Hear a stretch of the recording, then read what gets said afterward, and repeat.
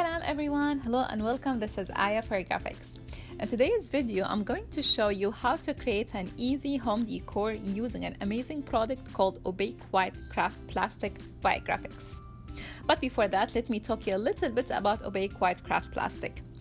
First, it's suitable for any type of media like alcohol inks, alcohol pearls, paint, gel mediums, you name it. Second, it's a water-based media, so everything will flow on the surface. The supplies I'm going to use today are Opaque White Craft Plastic, alcohol inks, gold ink, rubbing alcohol or any blending solution, air puffer or heat tool, or you can use a straw or simply just blow it by mouth. So here I'm putting thin lines along with rubbing alcohol, to light the colors up, for a simple background. However, if you would like a bold, strong background, you can add, you can put like big dots or like thick lines and less alcohol. But remember, a little goes a long way. Here I'm using 3 colors: wild plum, butterscotch, and sailboat blue. Okay, this is mouthful. Again, you can choose any colors you would like.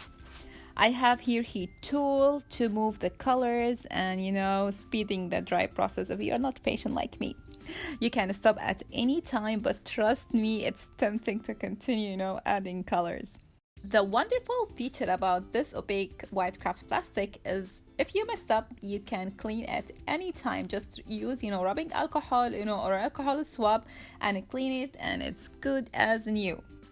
A little tip here, don't try to over mix colors or use so many colors, so you will not end up with the muddy colors. They will end up like all of them are brown, and it happened to me many times.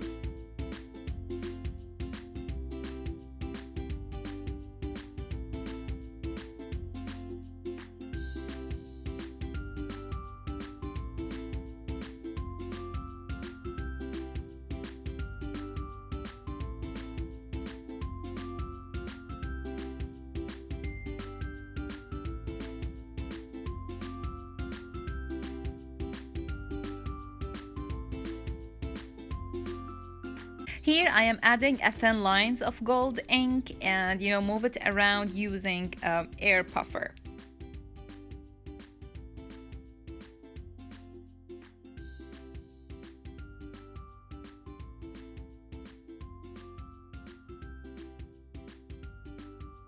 So let me show you another example where I did the same pattern, like thin lines, but different colors.